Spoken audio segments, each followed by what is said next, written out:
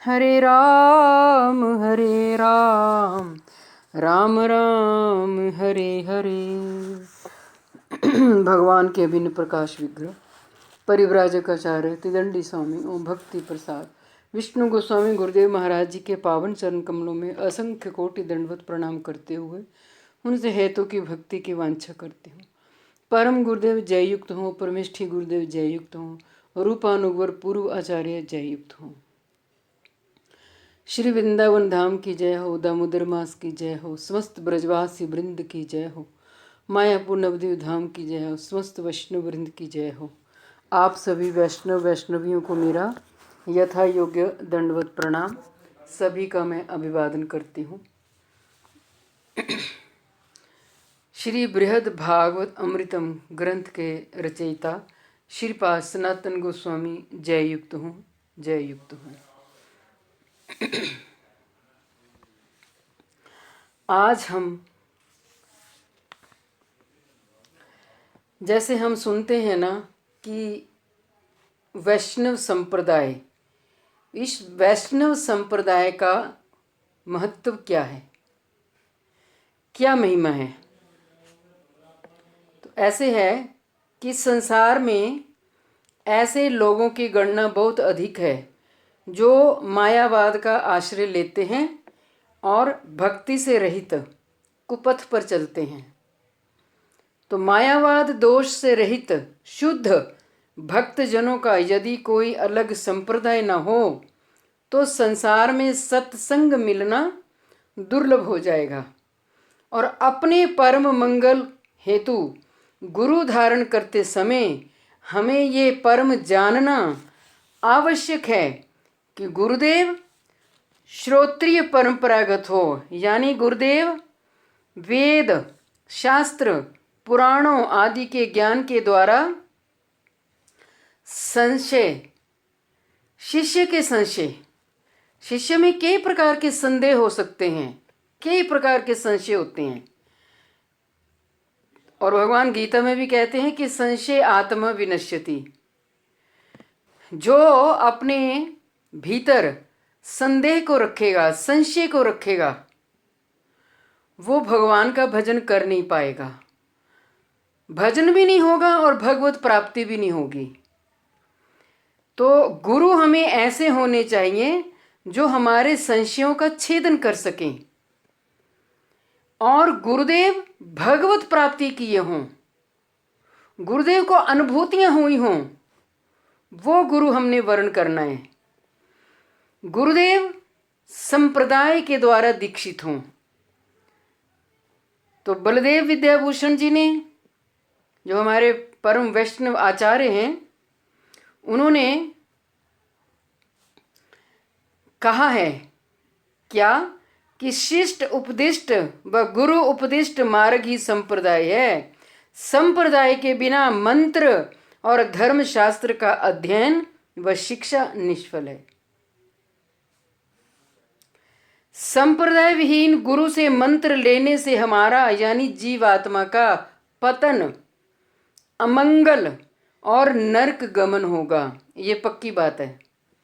इसलिए श्री गुरुदेव श्रोत्रिय परंपरागत विष्णु मंत्र से दीक्षित और भगवान के अनन्य भक्त होने चाहिए। गुरुदेव हमने जिसको गुरु बनाना है उनकी भी तो योग्यता हो, उनके लक्षणों के बारे में हमें पता होना चाहिए। आंख मूंद करके हमें गुरु नहीं बनाने चाहिए। सब बोलते हैं मेरे भी बने हैं, तू भी बना ले। तो ऐसा हमें नहीं करना। पद्म पुराण में जीव आत्मा के कल्याण को लक्ष्य करके शूलपाणी महादेव तथा पार्वती का सुंदर संवाद है। मां पार्वती महादेव जी से प्रश्न करती है कि जीव को अपने मंगल के लिए किस संप्रदाय का आश्रय लेना चाहिए, क्योंकि कलिकाल का समय आने पर बहुत से असत संप्रदाय होंगे और ऐसे संप्रदायों से मंत्र लेने पर गुरु और शिष्य दोनों का पतन होगा। आप देखते हो ना, आप वृंदावन में जाते हो ना, वृंदावन में क्या देखते हैं? पुरुष, इतनी लंबी लंबी दाढ़ी होती है, और स्त्रियों की गोपी वो पोशाक पहनेंगे, श्रृंगार करेंगे, चुनरी ओढ़ के मंदिरों में नृत्य करते रहते हैं और क्या दर्शाते हैं कि मैं गोपी हूं। यहां गोपी शरीर की वेश रचना से नहीं समझा जा सकता, गोपी भाव। पुरुष शरीर का है तो क्या हुआ, आप अपने हृदय में भाव भरो ना, गोपी भाव रखो। वो नहीं रखेंगे, वे उसको बोलते सखी भेकी, झूठ मूठ के अपना भेष बनाएंगे। तो महादेव जी कहने लगे कि संसार में जो मायावाद धर्म है वे कलयुग में भगवान श्री कृष्ण की आज्ञा अनुसार मैंने ही ब्राह्मण का रूप धारण करके प्रचार किया। कब किया, जब बौद्ध धर्म का बहुत अधिक प्रचलन था। जब महात्मा बुद्ध हुए ना, तो जो महात्मा बुद्ध थे उनका सूत्र क्या था, उनका सूत्र था अहिंसा परमो धर्म। बस हिंसा नहीं करनी, तुम अहिंसा परमो धर्म। भक्ति के बारे में बताया नहीं, भगवान कैसे मिलेंगे, भगवान की भजन पद्धति का पैरामीटर क्या है, भगवान का रंग रूप आकार कैसा है, ये तो बताया नहीं। लेकिन एक ही बात का प्रचार किया कि अहिंसा परमो धर्म। और वो जो बौद्ध धर्म के अनुयायी थे ना, वो वेदों की सत्ता में, और बौद्ध धर्म के जो अनुयायी थे वो वेदों में विश्वास नहीं करते थे, वेद वाणी को, ग्रंथों को, शास्त्रों को बिल्कुल नहीं मानते थे।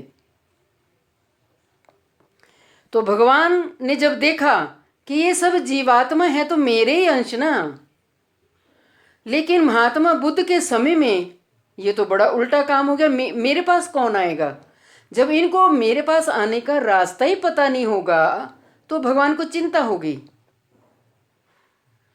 फिर भगवान ने शिव जी को शंकराचार्य के रूप में भेजा कि जाओ मतवाद का, मायावाद का खंडन करो।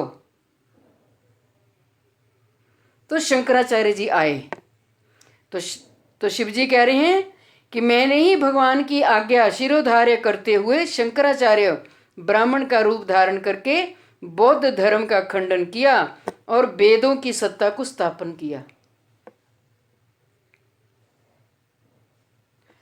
4 ही मठ है ना, पूर्व पश्चिम उत्तर दक्षिण शंकराचार्य के। तो संसार में जितने भी संप्रदाय देखे और सुने जाते हैं, हे देवी, उनका आश्रय लेने पर जीव का कभी भी मंगल नहीं हो सकता। ये स्वयं भगवान शिव जी कह रहे हैं। मैं आपको उप संप्रदायों के बारे में बताता हूं जिससे संसार के मायाबद्ध जीवों का उद्धार होगा। अब अगर हम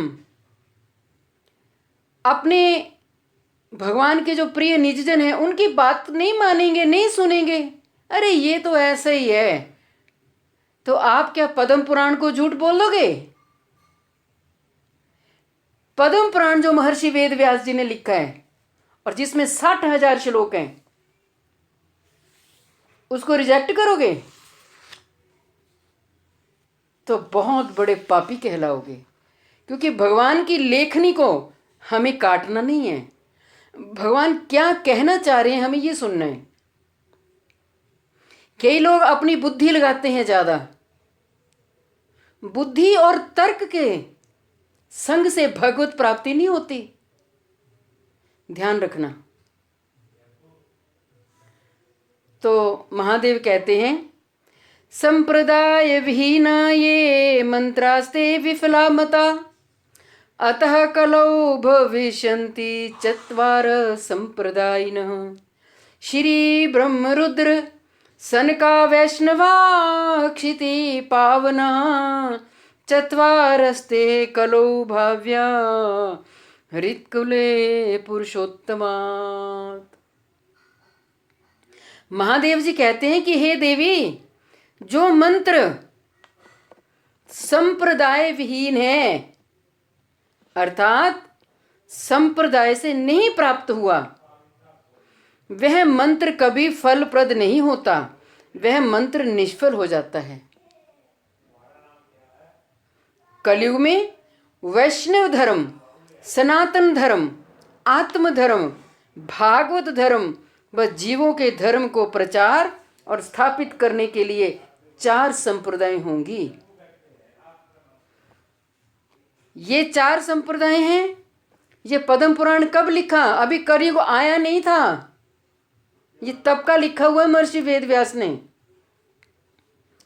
ये 4 संप्रदाय हैं। किसी को पता है तो बताइए।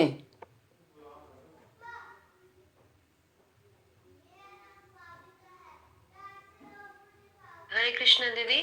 हरे कृष्ण। एक तो हमारा ही है ब्रह्म गौड़ीय संप्रदाय, जी। रुद्र संप्रदाय, लक्ष्मी संप्रदाय जी। सनातन वो जो है 4 कुमार जो है वो उनका है। हाँ निमाकाचार्य जी। हाँ जी। श्री ब्रह्म रुद्र सनकादि श्री संप्रदाय, ब्रह्म संप्रदाय, श्री संप्रदाय की धारा चली लक्ष्मी जी से। हमें सबको आना चाहिए। श्री संप्रदाय की जो गुरु हैं, मूल गुरु, वो हैं लक्ष्मी। ब्रह्म संप्रदाय ब्रह्मा जी जो हमारे संप्रदाय के मूल गुरु हैं। रुद्र भगवान शिव जी से, और सनकादिक जो चतुसन हैं, सनक, सनकादिक, सनंद, सनत कुमार, सनंदन। इन 4 संप्रदायों के अंतर्गत ही गुरुदेव का होना शास्त्र को मान्य है। संप्रदाय के बारे में जानकारी ना होने से मनुष्य असत्य गुरु का आश्रय लेकर उसको सत्य मानकर अपने मंगल स्वरूप कार्य में संलग्न रहते हैं। अब हमारे एरिया में कोई कथावाचक कथा करने आ गया, हम उसकी वाणी से प्रभावित हो जाते हैं और हम उनके आगे जाकर के निवेदन करते हैं, जी हम तो आपको अपना गुरु बनाना चाहते हैं, आप हमारे गुरु, मैं आपका शिष्य, मुझे गुरु दीक्षा दीजिए। गुरु भी खुश, चेला भी खुश, पर चेले को ये चाहिए पानी पियो छान के, गुरु करो जान के। गुरु की 1 साल तक परीक्षा कर लेनी चाहिए शिष्य को। ऐसे नहीं कि जब मन हुआ तो गुरु बना लिया ना। शास्त्र की आज्ञा है 1 साल 2 साल तक देखो कि क्या ये जिसको मैं गुरु बनाना चाह रहा हूं, ये क्या भगवत अनुभूति प्राप्त किए हैं? क्या ये मेरे संसार का माया बंधन काट देंगे? क्या ये मुझे भगवान तक पहुंचा देंगे? इतनी सामर्थ्य है इनमें, ये भजनानंदी हैं, इनका आचरण कैसा है? ये सारी परीक्षाएं शिष्य को अधिकार है करने का। कोई पाप नहीं है इसमें, कोई दोष भी नहीं है, करनी चाहिए।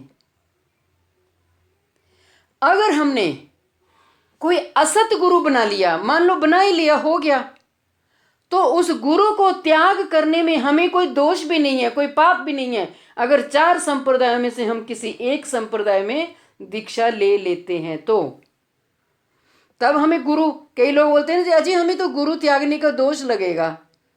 बस हाँ, हमने तो जो बना लिए, गुरु एक ही बार बनता है। लोगों में ये धारणा, गुरु एक ही बार बनता है। अरे जो तुम्हें 1st स्टैंडर्ड से लेके 5th स्टैंडर्ड तक पढ़ा रहा है प्राइमरी बेस का, तो मिडिल क्लास में तो तुम्हें दूसरा गुरु लगेगा ना, टीचर। गुरु तो बदल गया, तुम्हारा शिक्षा का पैमाना बदल गया। फिर तुम्हें उससे श्रेष्ठ मिला गुरु, फिर उससे और श्रेष्ठ मिला, तो शिक्षा गुरु के रूप में आप उनको रख सकते हो। दीक्षा का विधान होता है। हमारे ब्रह्म गौड़ीय मध्य संप्रदाय में हमारे कान में हमारे गुरुदेव हमें दीक्षा के मंत्र सुनाते हैं। या तो हवन होगा, कोई ऐसी व्यवस्था होती है जहां हवन हो रहा हो, वहां सबको दीक्षा देंगे। अगर ऐसी व्यवस्था नहीं होगी, कोई अच्छा, जैसे कोई गुरु पूर्णिमा का दिवस है, कोई भगवान का आविर्भाव दिवस है, तो वहां ज्योति को जगा करके वहां दीक्षा दी जाती है, वेद मंत्रों के द्वारा दीक्षा दी जाती है। और आजकल दीक्षा कैसे होती है? हमारे यहाँ तो कागज पर ले देते हैं मंत्र, एक मंत्र, और सबको पर्ची पकड़ा देंगे। हॉल बंद, हॉल में 500 जितने आगे आगे, अब तुम यहाँ के चेले, ये तुम्हारा गुरु, और पर्चियाँ सबको दे जाएंगी, रजिस्टर पे नाम चढ़ जाएगा, और गुरुदेव एक बार मंत्र उच्चारण करेंगे, सारे शिष्य मंत्र उच्चारण करेंगे, हो गए, तुम्हारी गुरु दीक्षा हो गई। होगी जी, दीक्षा हो गई। कमाल है।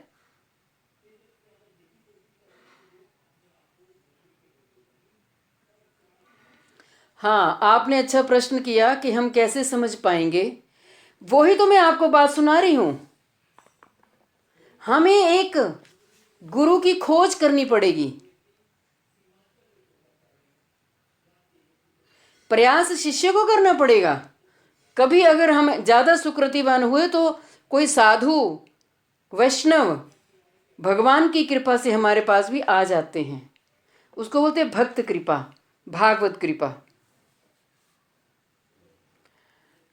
तो संप्रदाय के बारे में जानकारी ना होने से मनुष्य असत्य गुरु का आश्रय लेकर उसको सत्य मानकर अपने मंगल स्वरूप कार्य में संलग्न रहते हैं। गुरु और शिष्य अपने अपने स्वार्थ पूर्ति में लगे रहते हैं और अंत में सहज ही दोनों को नरक की प्राप्ति होती है। जैसा गुरु वैसा चेला, दोनों ठेलम ठेला। गुरु तो ऐसा वर्ण कर ही लिया, लेकिन शिष्य का जीवन भी अंधकार में। फिर पुनरपि जन्मम पुनरपि मरणम जननी जठरे पुनरपि शयनम, ये होगा। श्री संप्रदाय, अब सुन लो, शॉर्ट में मैं बता देती हूँ। श्री संप्रदाय यह वह संप्रदाय है जिसमें भगवान श्री हरि ने प्रथम लक्ष्मी जी को मंत्र दिया और लक्ष्मी जी से वह मंत्र श्रोत्रिय, श्रोत्रिय मैंने सुन के, परंपरा के द्वारा मृत्यु लोक में आया। इस संप्रदाय के अंतर्गत कलयुग में श्री रामानुज आचार्य हुए। रामानुज आचार्य, इनके गुरु थे यमुनाचार्य जी। और यमुनाचार्य जी ने अपने जो शिष्य बनाया रामानुजाचार्य को कहा कि देखो, मंत्र को गुप्त रखना, किसी को बताना नहीं, मंत्र की शक्ति चली जाती है। गुरुदेव, ये मंत्र क्या काम करेगा? अरे भाई, ये मंत्र तो जन्म मरण से उद्धार कर देगा, भगवान को प्राप्ति हो जाएगी इस मंत्र को जप करने से।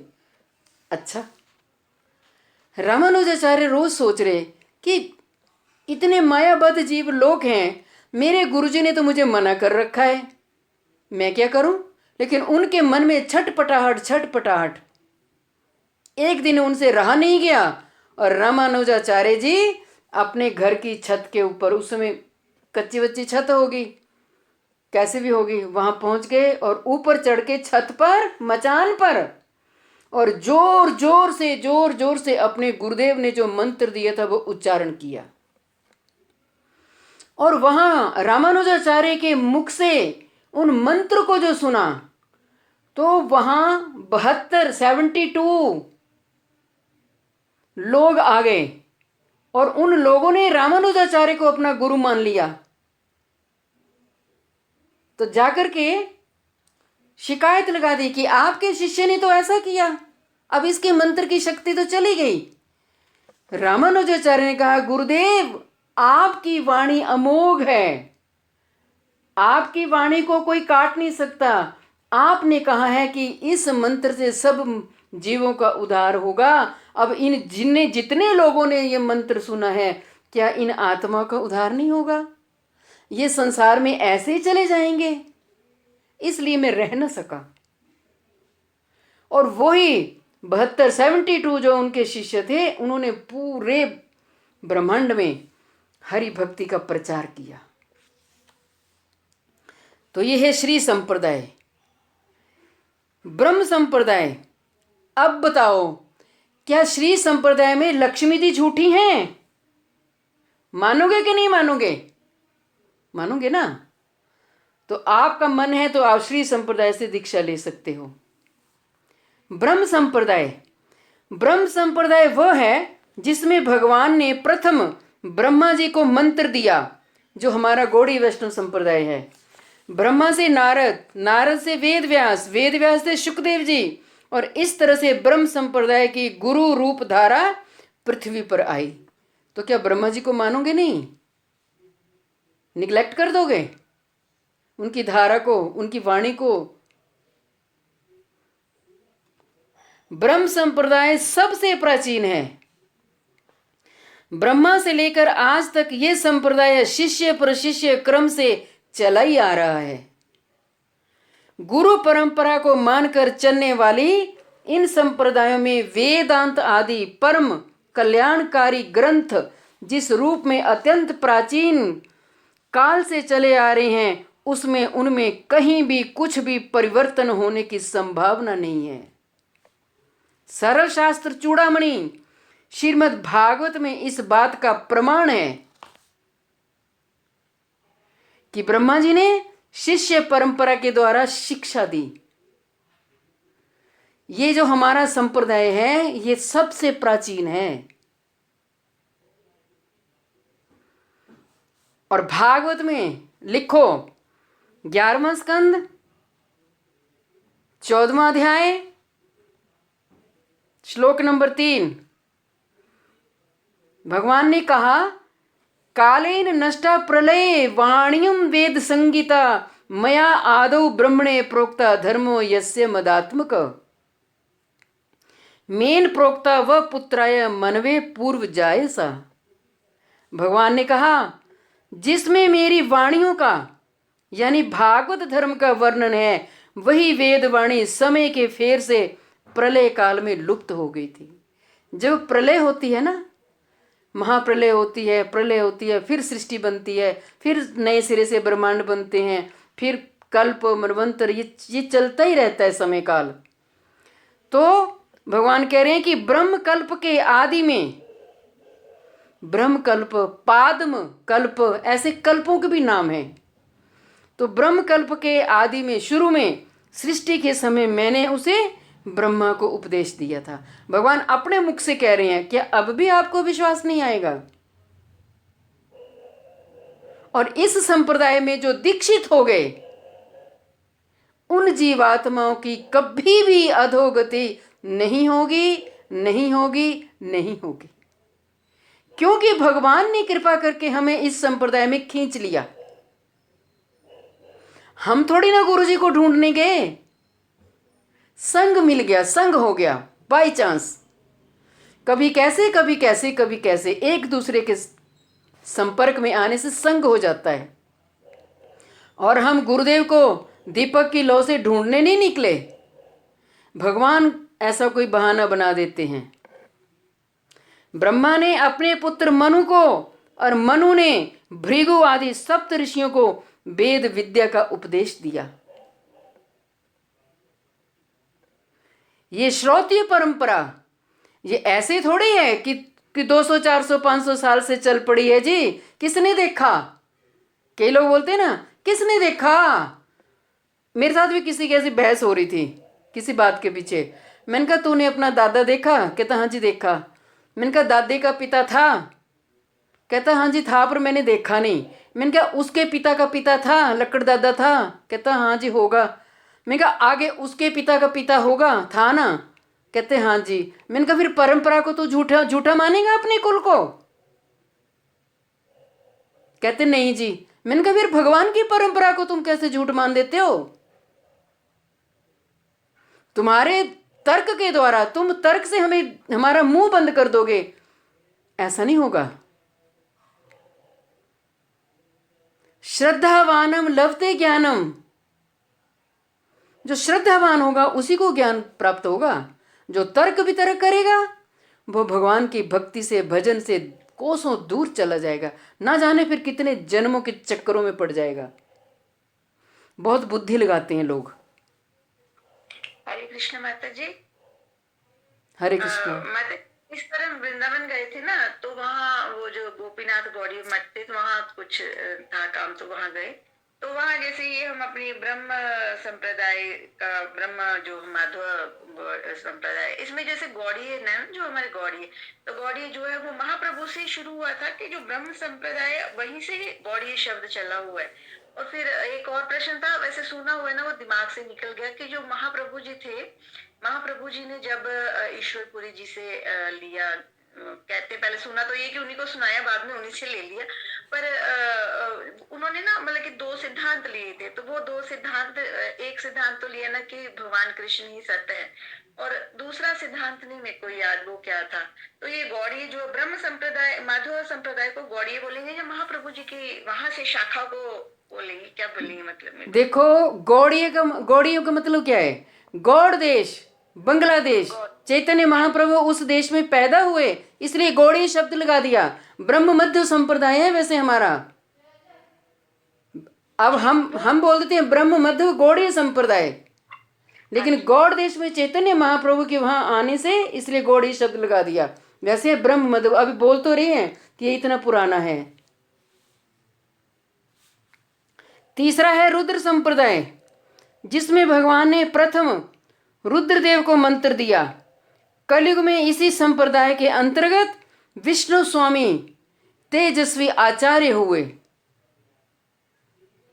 और क्या भगवान शंकर को भगवान नारायण ने जो मंत्र दिया वो झूठा होगा? क्या वो धारा झूठी होगी? नहीं। तो चौथा संप्रदाय है जिसमें भगवान ने हंस रूप धारण करके, ये कथा किसी ने पढ़ी है? यह है एकादश स्कंद में, हंस रूप से भगवान उद्धव जी को ज्ञान दे रहे हैं। 11वें स्कंद में पढ़ के देखना जरा। और चतुसन को दे रहे हैं। हंस रूप धारण करके ब्रह्मा के मानस पुत्र सनक सनंदन सनातन सनत कुमार को प्रथम मंत्र दिया। तो ये झूठा हो गया क्या? अरे जिसको श्रीमद् भागवत महापुराण में प्रवेश मिल गया, जिस रूपक को, उसमें शंका नहीं करनी चाहिए। तभी तो मैं बोलती हूँ कि भागवत भी पढ़ा करो, गीता भी पढ़ा करो, कोई नियम बना लो अपना। ये मनुष्य जीवन है, इसको लूट लो। ये लूटने का समय है। तो इसको बोलते हैं निबार्क संप्रदाय। और इन चारों के जो आचार्य हैं, चारों संप्रदाय के, वो हैं रामानुज आचार्य, मध्वाचार्य, विष्णु स्वामी और निम्बादित्य आचार्य। इन्होंने विशिष्ट अद्वैत, शुद्ध अद्वैत, शुद्ध द्वैत, शुद्ध अद्वैत और द्वैताद्वैत वेदांत मत का प्रचार किया। हमें चलो इनका नहीं पता, अपना तो पता होना चाहिए ना, हमारे संप्रदाय का क्या सिद्धांत है। दूसरों के बारे में क्या समझना, पहले अपने बारे में समझ लो। जैसे मैंने थोड़े दिन पहले तो बताया, अचिंत्य भेदाभेद तत्व। इन आचार्यों की शिक्षा के अनुसार आज भी चारों वैष्णव संप्रदायों के अंतर्गत आचार्यगण शुद्ध भक्ति का प्रचार कर रहे हैं। चार वैष्णव संप्रदायों का महत्व जब कलयुगी अवस्थान जीव समझ जाता है, तो उसे अपनी आत्मा का कल्याण करने हेतु किसी एक संप्रदाय के अंतर्गत आचार्य देव से दीक्षा शिक्षा प्राप्त करके शीघ्र ही साधन भजन में जुट जाना चाहिए। और सबसे बड़ी बात, जो हमारा ब्रह्म मध्य संप्रदाय है ना, इसमें है युगल उपासना। रामानुज संप्रदाय में लक्ष्मी नारायण की उपासना, और विष्णु स्वामी संप्रदाय में और निम्बार्काचार्य में, इनमें है लड्डू गोपाल की उपासना। हमारी युगल उपासना जो है, इसमें इसको पुष्टि मार्ग के जो वल्लभाचार्य जी का संप्रदाय है, उन्होंने थोड़ा ग्रहण किया है, क्योंकि चैतन्य महाप्रभु से वल्लभाचार्य जी मिले थे वृंदावन में। तो वैष्णव संघ में हरि भक्ति रूपी मणियां प्राप्त होती हैं। संसारिक वस्तुएं सब नाशवान हैं, परंतु हरि भक्ति भगवान की स्वरूप शक्ति की वृत्ति विशेष है, जो देह बदलने पर भी चैतन्य है। हमारा स्थूल शरीर तो जल जाएगा, यहाँ राख बन जाएगा। हमारा लिंग शरीर भी, उसको भी खत्म करो, उसको भी जलाओ। और जो हमारा कारण शरीर रहेगा, उसमें जो हमारा भजन स्टोर होगा, भक्ति स्टोर होगी, वो हमें लेके जाएगा।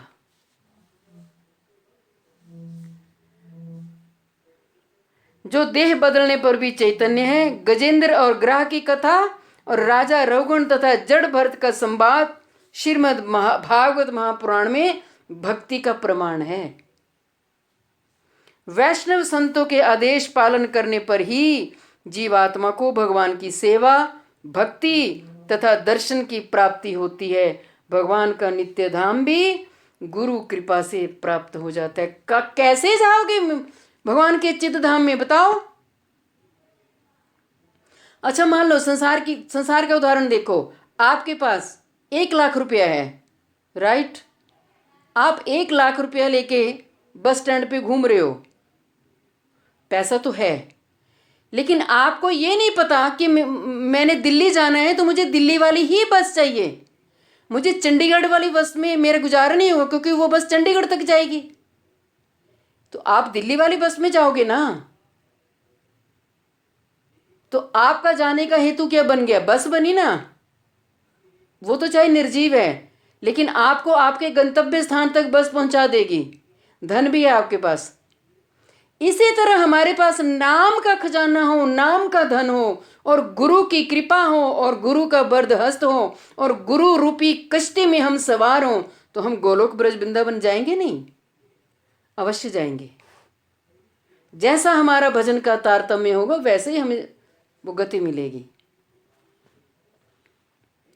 तो भगवान का नित्य धाम भी गुरु कृपा से प्राप्त होता है। हरेर नाम हरेर नाम एव केवलम, कलौ नास्तेव नास्तेव नास्तेव गतिर अन्यथा। कलयुग में केवल हरि नाम ही जीव की गति है, हरि नाम ही जीव की गति है, हरि नाम ही जीव की गति है। अन्य जप साधना से जीव की गति नहीं है। कलयुग केवल नाम आधारा, सुमिर सुमिर नर उतरे पारा। तो बड़े समय से मेरी इच्छा हो रही थी कि ये जो 4 संप्रदाय हैं, इन संप्रदायों के बारे में भी हमें हरि कथा के रूप में सुनना चाहिए कि हमें कौन सी दिशा पे हमने जाना है। जहाँ तहाँ हम नाम ले लेते हैं। और एक बात मुझे हैरानी होती है उन गुरुओं से, खुद वो लहसुन प्याज तो नहीं खाएंगे, अपना आचरण करेंगे भक्ति का। उनके चेले लहसुन प्याज खाते हैं, उनके चेले जो भी मन हो वो खाएंगे। फिर इसका मतलब है कि उस गुरु का शासन अपने शिष्य पर नहीं है। क्यों नहीं है? क्योंकि वो संप्रदाय में दीक्षित गुरु नहीं है, इसलिए। और ऐसे लोग मायावादी संप्रदाय होते हैं बहुत से। आप बंगाल में जाकर के देखो, वहां ऐसे ऐसे गुरु हैं जो मछली खाते हैं और कहते हैं मछली तो जल का जीव है, ये जल में ही पली बड़ी होती है, इसका क्या है? अरे जिसने मछली खा ली ना, उसने सारे ही मांस भक्षण कर लिया। मछली खुद जल में कितने जीवों को खाती है, और ऐसे गुरुओं की शरण में जाते हैं। तो गुरु अपना ऐसा होना चाहिए जो संप्रदाय से दीक्षित हो। श्री ब्रह्म रुद्र सनका वैष्णवा क्षिति पावना, ये 4 ही संप्रदाय के आदि गुरु हैं। इनकी धारा चली आ रही है। यही इनके संपर्क में जो जीवात्माएं आएंगी उन्हीं का भाग्य उदय होगा, वो ही नित्य धाम में जाएंगे और नहीं जाएंगे। के बोलते ना भगवान का नाम ले लो, नाम उद्धार कर देगा। कैसे उद्धार करेगा? हमारा आचरण ठीक नहीं है, हमारा हृदय शुद्ध नहीं है, तमोगुण में रहेंगे, रजोगुण में रहेंगे, तो कैसे भगवान को प्राप्त करेंगे? नहीं कर पाएंगे। आइए आज श्लोक नंबर 11 हमने कल पढ़ लिया था, उसका भावानुवाद पढ़ते हैं। Page number 209। एक बार श्री प्रहलाद महाराज नैमिषारण्य में विराजमान परम मनोहर पीत वसनधारी भगवान श्री हरि के श्री विग्रह के दर्शन के लिए जा रहे थे। रास्ते में उन्होंने एक तपस्वी वेशधारी पुरुष को हाथ में धनुष बाण लिए हुए देखा। वो पुरुष कैसा था? वो तपस्वी की तरह दिखाई दे रहा था, जटाजूट बांधी हुई थी, लेकिन उसके हाथ में, तपस्वी के हाथ में धनुष बाण का क्या मतलब? तो उसके ऐसे विरुद्ध वेश धारण से उसकी दाम्भिकता ही परिलक्षित हो रही थी। अर्थात अहिंसा का प्रतीक, तपस्वी वेश, और हिंसा के लिए उसने धनुष के ऊपर बाण को चढ़ा रखा था। उसके ऐसे वेश को देखकर श्री प्रहलाद महाराज उसके साथ युद्ध करने लगे और युद्ध करते करते उन्होंने प्रतिज्ञा की कि मैं अवश्य ही प्रतियोद्धा जो मेरे सामने युद्ध करने के लिए खड़ा है, मैं उसके ऊपर विजय प्राप्त करूंगा। किंतु युद्ध में उसको जय करने में यानी जीतने में असमर्थ हो गए, जीत नहीं पाए। जब अगले दिन प्रातःकाल भक्ति भाव से अपने इष्ट देव की अर्चना की, प्रद्युम्न जी ने जैसे अपना नित्य नेम किया, अपने इष्ट की अर्चना पूजा की, तो उन्होंने क्या किया, युद्ध के लिए निकले।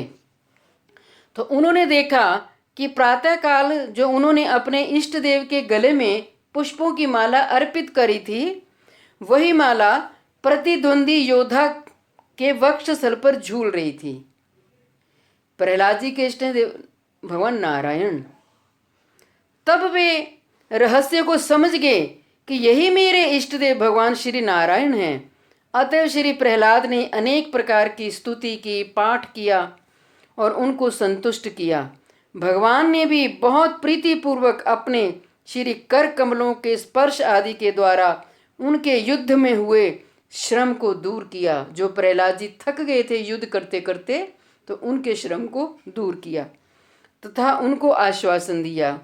उसके बाद श्री प्रहलाद महाराज ने अपनी प्रतिज्ञा भंग होने के विषय में बताया, तो भगवान ने परम प्रेम पूर्वक उनसे कहा कि मैं पहले भी तुम्हारे युद्ध कौतुक से अत्यधिक प्रसन्न हुआ हूँ। प्रहलाद जी बहुत कुशल भक्त भी थे, योद्धा भी थे, तथा यह एक आनंद का विषय है कि तुम सदैव मुझ पर विजय प्राप्त करते। केवल भगवान भी ना अपने भक्तों के साथ रस का रसास्वादन करते हैं। कोई वीर रस, कोई रौद्र रस, कोई हास्य रस, है ना, ये 11 रस हैं। तो श्री परीक्षित उवाच, परीक्षित जी ने कहा, श्री हरि भक्ति रस के सागर स्वरूप भगवान के विनम्र और प्रिय सेवक श्री नारद नृत्य करते करते उच्च स्वर से कहने लगे। देवर्षि नारद क्या कह रहे हैं कि हमारे जैसे भक्तों के द्वारा भगवान जीत लिए गए हैं। पखल रहे हैं। देवर्षि नारद कह रहे हैं कि हमारे जैसे भक्तों के द्वारा भगवान जीत लिए गए हैं। नारद ने कहा, हे वैष्णव श्रेष्ठ, आपने भगवान श्री मुकुंद को जीत लिया है, इस विषय में मैं और अधिक क्या कहूं। प्रहलाद जी को कह रहे हैं देवर्षि नारद, दैत्यों के अधीश्वर तुम्हारे पुत्र बलि ने भी तुम्हारी कृपा से भगवान को वशीभूत करके उनको अपने द्वारपाल के रूप में रख लिया है। देवर्षि नारद प्रहलाद जी को कह रहे हैं, तुमने भगवान को जीत लिया है, इस विषय में और अधिक क्या कहूं। दैत्यों के राजा तुम्हारे पुत्र महाराज बलि ने भी तुम्हारी कृपा से भगवान पर विजय प्राप्त की है। खानदान के ऊपर वाइब्रेशंस चलती हैं। जब प्रहलाद महाराज जी ने इतनी भक्ति की, नरसिंह भगवान का रौद्र रूप देखा, वो डरे नहीं, घबराए नहीं, प्रसन्न चित्त ही रहे और उनकी वाइब्रेशंस आने वाले उनके कुल के लोगों पर भी पड़ी। तुम्हारी कृपा के अलावा और किसी भी साधन के द्वारा ये संभव नहीं है। ये स्पष्ट ही समझा जा सकता है। बलि महाराज की जीत का लक्षण बतला रहे हैं क्या कि श्री भगवान को संपूर्ण रूप से जय करके, अर्थात उनको अपने द्वारपाल के रूप में रखा है। देवर्षि नारद कह रहे हैं कि भगवान किसी के भक्त के चौकीदार बने। द्वारपाल मैंने चौकीदार, गार्ड की जॉब मिली है भगवान को। इस विषय में अष्टम स्कंद में तुमने स्वयं ही कहा है, हे मधुसूदन, इस विश्व में चराचर प्राणी जिन श्री ब्रह्मा श्री महेश आदि देवताओं की वंदना करते हैं, वे देवता भी आपके श्री चरण कमलों की वंदना करते हैं। आप जगत के वंदनीय होकर भी असुरों के द्वारपाल बने हैं, दूसरों की तो बात ही क्या। देखो, असुरों के द्वारपाल बन गए भगवान। इतना भगवान प्रहलाद जी की भक्ति से संतुष्ट हो गए, इतना संतुष्ट हो गए। और बलि महाराज ने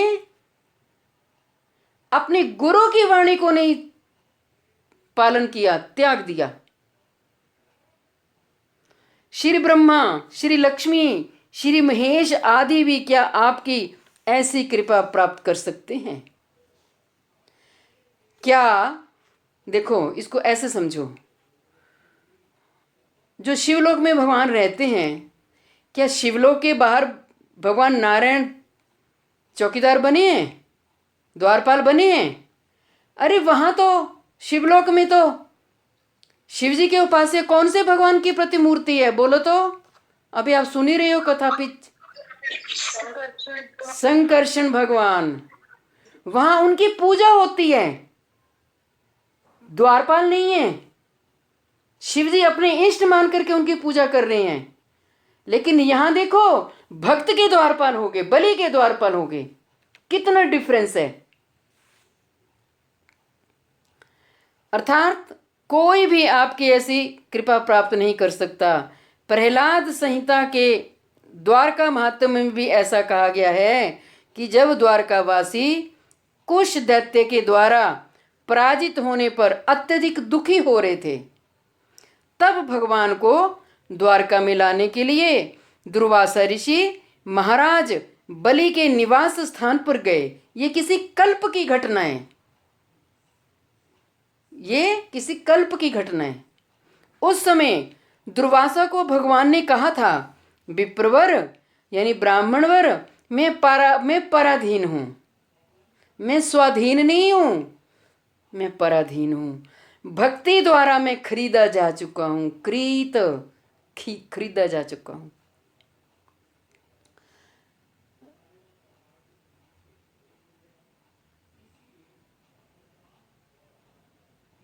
तुलसी दल मात्रेण जलेन चुलुकस्य वा विक्रीतो सो आत्मानं भक्तेभ्यो भक्तवत्सलः। जलस्य चुलुकेन, एक चुल्लू भर जल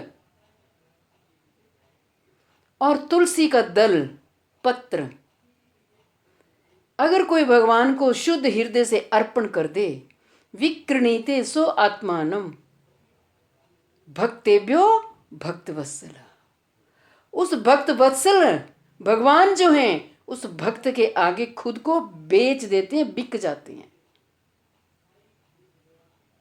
भगवान कहां कहां नहीं बिके, केवल प्रेम के द्वारा, भक्ति के द्वारा। भगवान को आप पैसों से रिझाओगे, भगवान को नहीं पाओगे। अहंकार नहीं होना चाहिए, दंभ नहीं होना चाहिए, कपट नहीं होना चाहिए। मैं बलि महाराज की पराधीनता के बिना स्वतंत्र कुछ भी नहीं कर सकता। अब मैं बलि महाराज के पास पराधीन हूं। आप दैत्यराज बलि को प्रार्थना कीजिए, मैं उनका आज्ञा पालक हूं। जैसा बलि महाराज कहेंगे वैसे मैं उनकी आज्ञा का पालन करूंगा।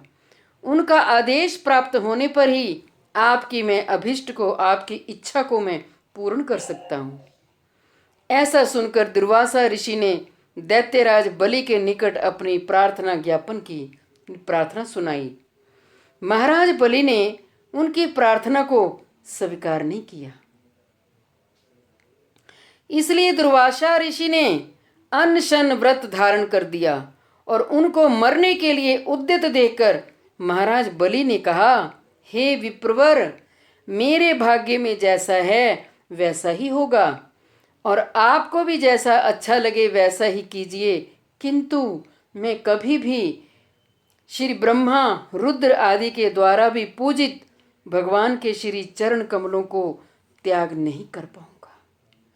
यानी ये जो मेरे भगवान हैं, मेरे इष्ट हैं, इनके चरण कमलों को तो ब्रह्मा जी भी पूजा करते हैं, नारायण भी शिव जी भी पूजा करते हैं, मैं इनको त्याग नहीं कर पाऊंगा। श्री नारद ने कहा, अब से मैं तुम्हारे प्रभाव से दक्ष आदि के शाप की उपेक्षा करके निश्चय ही इसी स्थान पर निरंतर वास करूंगा। राजा दक्ष ने देवर्षि नारद को श्राप दिया था कि तुम एक घड़ी से ज्यादा तुम कहीं टिक नहीं पाओगे, रुक नहीं पाओगे। तो प्रहलाद जी को कह रहे हैं कि आपके यहां दक्ष का जो श्राप है वो नहीं चलेगा, अब मैं यहां आपके पास बड़े आराम से रह सकता हूं। मुझे दक्ष प्रजापति इत्यादि ने ये अभिशाप दिया था कि अरे मूढ़, तुम त्रिभुवन में केवल भ्रमणी करते रहोगे, एक स्थान पर स्थिर होकर नहीं रह पाओगे, अर्थात तुम्हें कहीं पर भी स्थान नहीं मिलेगा। आदि शब्द से जरा आदि का श्राप भी ग्रहणीय है, अर्थात जरा ने भी ये शाप देते हुए कहा था, तुम कभी भी एक स्थान पर स्थिर होकर नहीं रह पाओगे। जरा होता है बुढ़ापा। क्योंकि तुमने मेरी प्रार्थना को पूर्ण नहीं किया, इस अभिशाप के कारण मेरा एक स्थान में वास असंभव होने पर भी तुम्हारे अनुग्रह से इस अभिशाप का निराकरण कर मैं निश्चय ही सूत्र लोक में निरंतर वास करूंगा। देवर्षि नारद ने अपनी इच्छा जता दी। श्री परीक्षित उवाच, श्री परीक्षित महाराज ने कहा, अपनी प्रशंसा को सहने में असमर्थ होकर लज्जा से झुके हुए मुख द्वारा श्री प्रहलाद ने श्री नारद को प्रणाम किया। हमें कभी भी अपने कानों से अपनी प्रशंसा नहीं सुननी चाहिए ना। कोई प्रशंसा करे उसको उसी समय हाथ जोड़ दो, हरि बोल, हरे कृष्ण। नहीं, अपने कानों को हाथों से बंद कर लो। ये प्रशंसा सुनने से क्या होगा? अभिमान आ जाता है, दम्भ आ जाता है और हमारी भक्ति लता खत्म, सूख जाती है। अपनी प्रशंसा नहीं सुनना। तो प्रहलाद जी ने भी लज्जा से अपना मुख नीचे झुका लिया और नारद जी को प्रणाम किया और उनके प्रति गौरव बुद्धि के कारण धीरे धीरे कहने लगे। प्रहलाद जी ने कहा,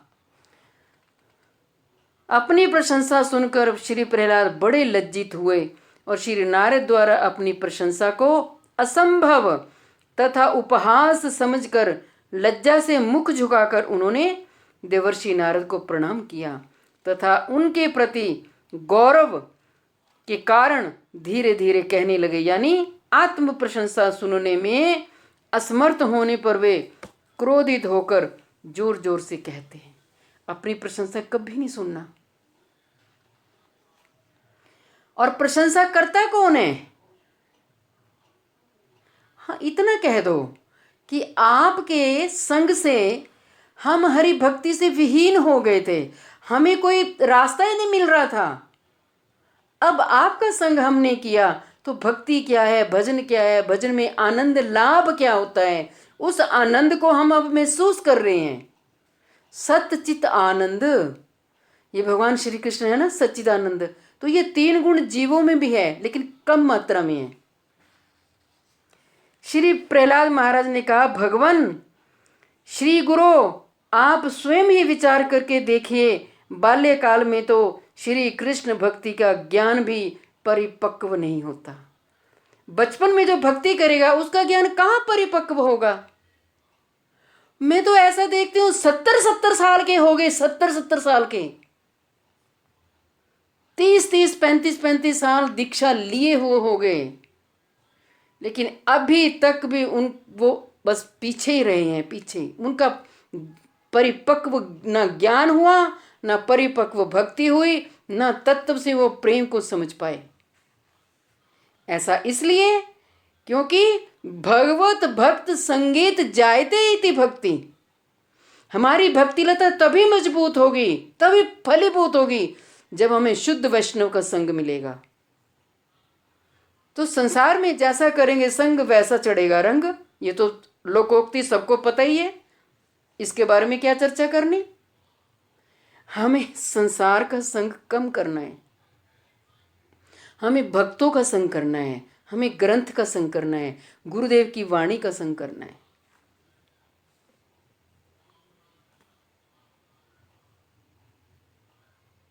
तो यहाँ कह दिया कि बचपन में ये विचारणीय विषय है कि सब जगह ही कहा गया कि बाल्यकाल में ज्ञान का विकास नहीं होता, बचपन में बुद्धि इतनी विकसित नहीं होती, और उस ज्ञान के अभाव में श्री कृष्ण की भक्ति किस प्रकार सिद्ध हो सकती है।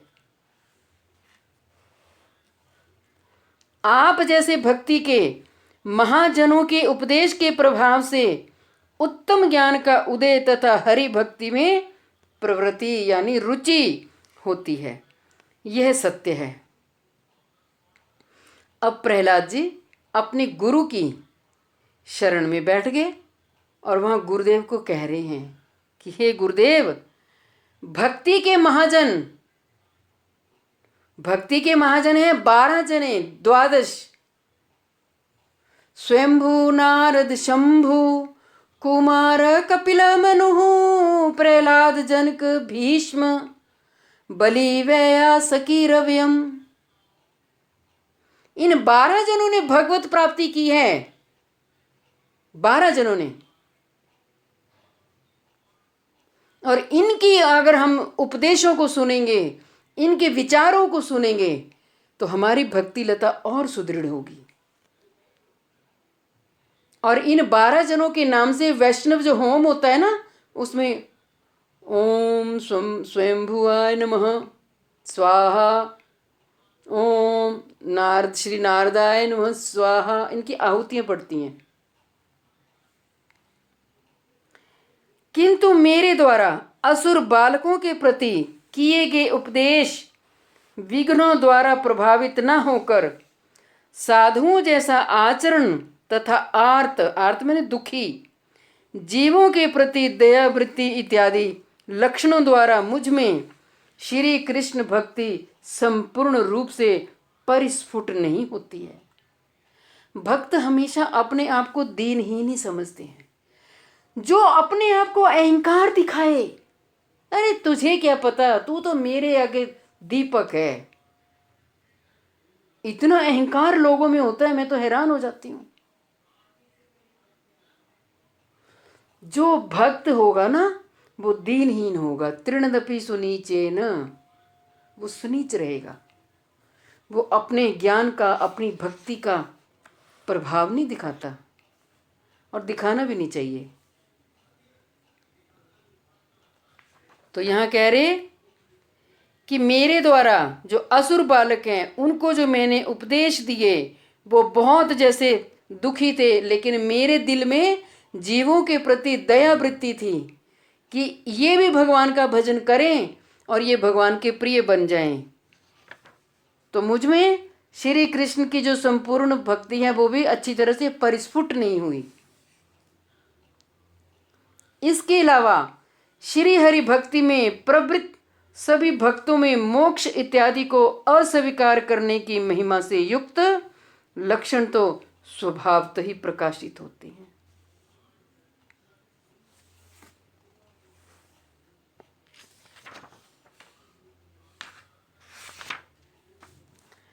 महत पुरुष के उपदेश के प्रभाव से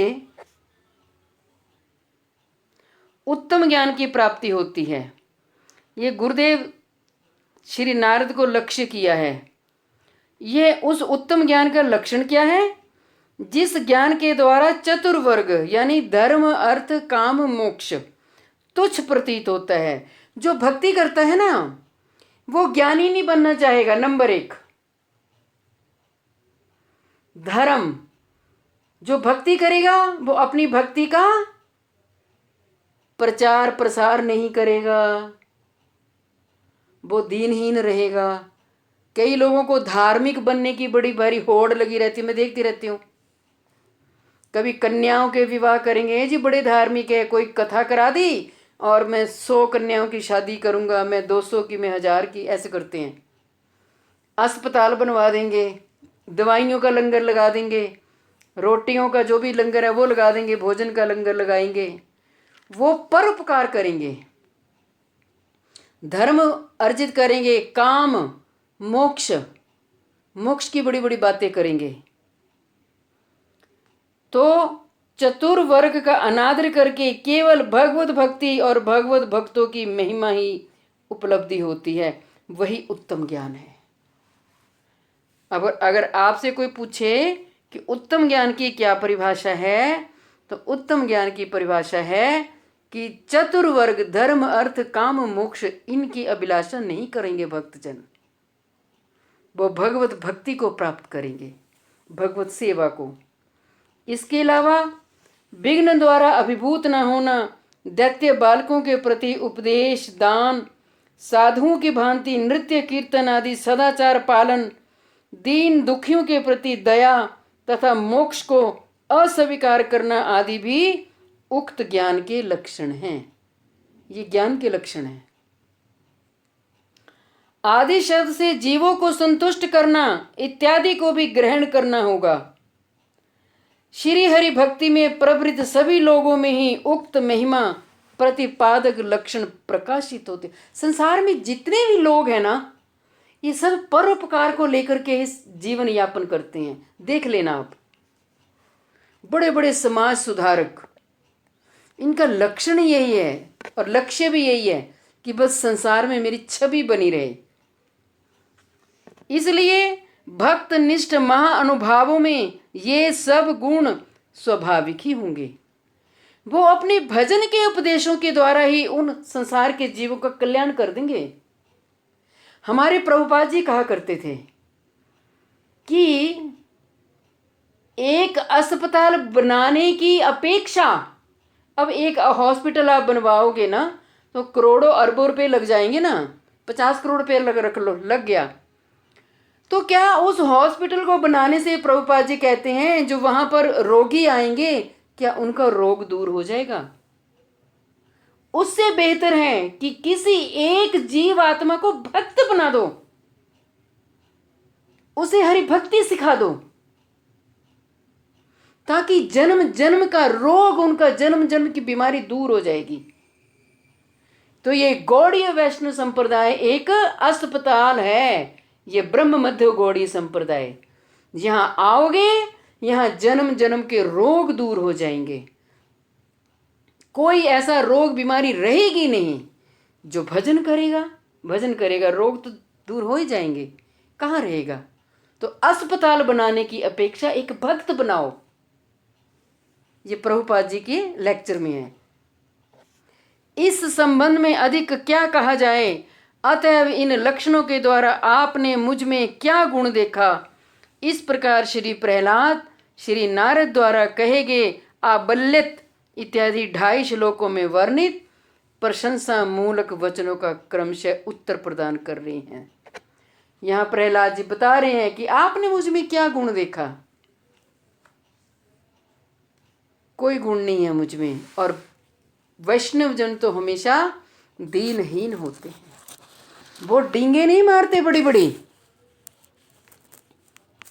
जो संसारिक जीव होगा ना, वो थोड़ा सा भी कर्म करेगा तो संसार को दिखाएगा, लेकिन भक्तजन ऐसे नहीं होते। तो वांछा कल्पतरुभ्यश्च कृपा सिंधुभ्य एव च पतितानां पावनेभ्यो वैष्णवेभ्यो नमो नमः।